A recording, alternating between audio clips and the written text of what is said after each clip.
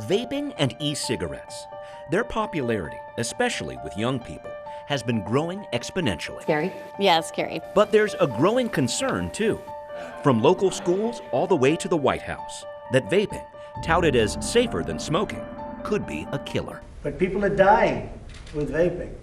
Vapes are battery-powered devices that heat a liquid, most often containing nicotine, vegetable glycerin, propylene glycol, and flavoring, into an aerosol that a person inhales. And that mixture, state and local leaders say, is a recipe for a public health crisis. Today, I'm announcing an executive order to help make our state safer. Washington Governor Jay Inslee called for a temporary ban on flavored vapes this fall as a way to stop children, in particular, from vaping. It's time for the state of Washington to protect these kids, and that's what we're doing. The State Board of Health voted to approve the 4-month ban in October, amidst a wave of vaping-related illnesses and deaths nationwide, including 14 reported illnesses in Washington. This is ridiculous! Critics say the state is killing businesses. Sales have dropped by 70% at e-cig and vape in Burien since the ban was put in place. We're hoping for the best, but if it doesn't lift, there's really no way that we can survive. But Julie Anderson and other vape store managers, now down to selling tobacco flavors only, say the loss of business isn't the only problem. This will vaporize a lot more of the liquid. In the outbreak of lung illnesses associated with vaping, the Centers for Disease Control has not narrowed down an exact cause, but most of the cases involve vape juice that includes the psychoactive chemical THC, mixed in by people experimenting at home or illicit drug dealers. They've now identified that it has nothing to do with vapes like we sell it. Anderson worries the flavored vape ban will either push people back to smoking or increase illicit vaping activity.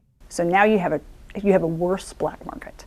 Now you're going to see more problems. E-liquid producer Clint Petty adds, taking away flavored vapes hurts the many people like him who've stopped smoking tobacco cigarettes and are reducing the amount of nicotine they're taking in, thanks to vaping. We've allowed these products, we've allowed the education, we've gotten the people to switch, and then we've taken it away from them.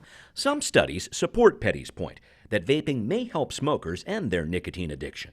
But when larger e-cig companies target kids with ads that make vapes look like candy or cookies, Petty admits there's a problem. The same companies that were putting pictures of, unicorns dancing across the rainbow on their bottle are still available today. Petty says the FDA, which has been fighting to regulate vaping for more than a decade, has the authority to go after companies marketing to kids.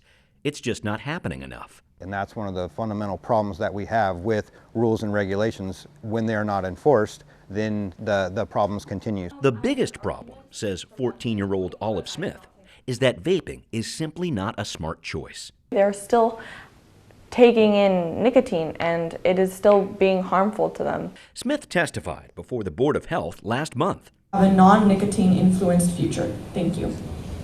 Boo! She was shouted down with boos and yelling from pro-vaping voices at a very emotional hearing. It was just really uncomfortable for me to have so much backlash. Smith points out that nicotine use has a negative impact on the brain chemistry of young people and says a ban on flavored vapes is sorely needed, with so many kids getting hooked on vaping. There's obviously something wrong, and it needs to be stopped, and I think an outright ban is really the only way to go about this. Researcher Susan Collins wants another option. This situation calls for the finely wielded scalpel of regulation versus, just a hacksaw of prohibition. Collins, co-director of the Harm Reduction Research and Treatment Center at the UW, agrees that youth vaping is not healthy. Keep nicotine out of the hands of kids. But she says bans, like the prohibition of alcohol in our country, have historically not been effective and also hamper research. Collins says linking legitimately produced flavored vapes with lung illness has created confusion. On a public health issue, the state should try to control, not ban. We can more tightly regulate things in a precise way that really maximizes public health benefit and minimizes safety concerns. We aren't done in this discussion. The governor is pushing for a permanent flavored vape ban from state lawmakers this spring, an effort many applaud.